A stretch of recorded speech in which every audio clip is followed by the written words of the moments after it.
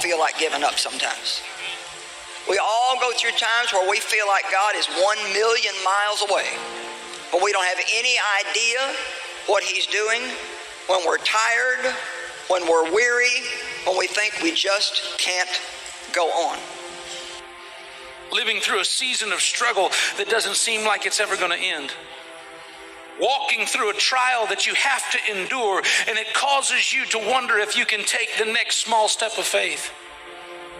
When this year started, you thought it was going to be a great year of provision, but the provision didn't come. When this year began, you didn't think it would be a season of sickness, and now all you're doing is praying for healing. When this year started, you were filled with hope and enthusiasm, but all you've known is torment and anguish. It has been a long year.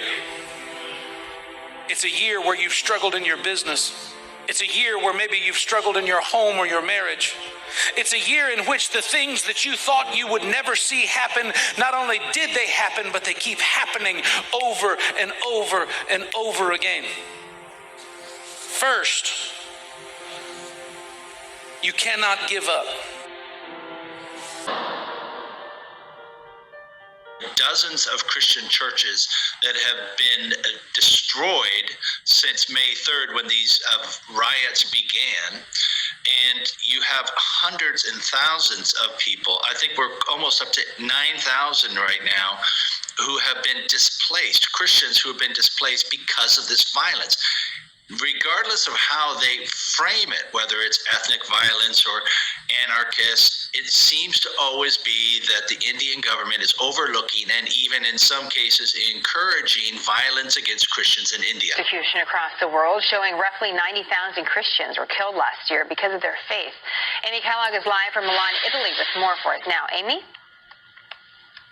Jenna, that's one Christian martyr every 6 minutes. These numbers were put together by the Center for the Study of Global Christianity, and it's really an average over the last several years. But Nigeria, a massacre in a church, a vicious attack that has left more than 50 people dead and raised some serious questions about the safety of Christians in this West African country.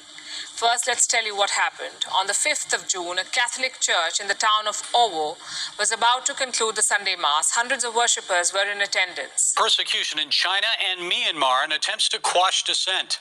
In China, communist officials are stepping up raids against one of the country's larger churches as part of the so-called stability maintenance measures ahead of the National People's Congress. The regime continues to torture and imprison people of faith. Those charged with Christianity often face summary executions or are forced to live out the rest of their lives inside political prisoner camps. A new report details how North Korea's secret police are often rewarded when they arrest Christians. One victim, who was arrested for the possession of a Bible, was detained in solitary confinement, starved, and beaten with a metal rod used for cleaning rifles.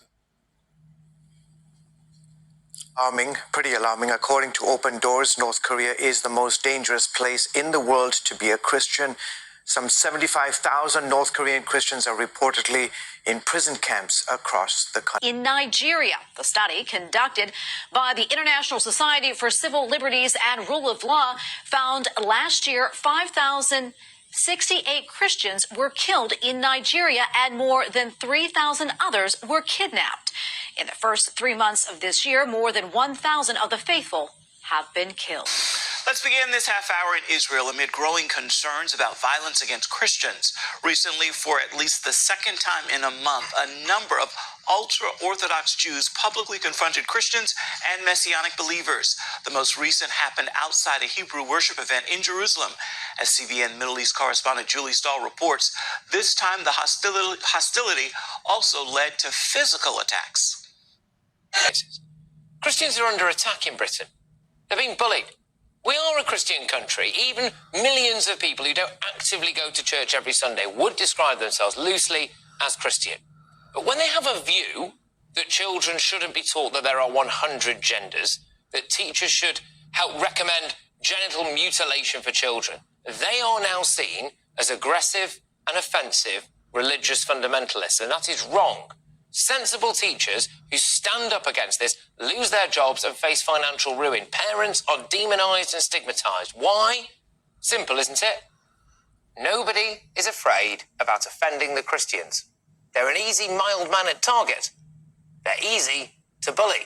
Forward to the day of God and speed its coming.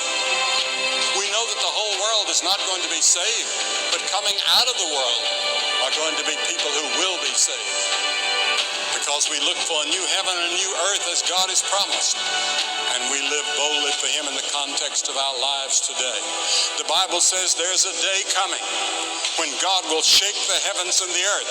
It will be a day of salvation for those who know Christ. It'll be a day of judgment for those who don't know Him.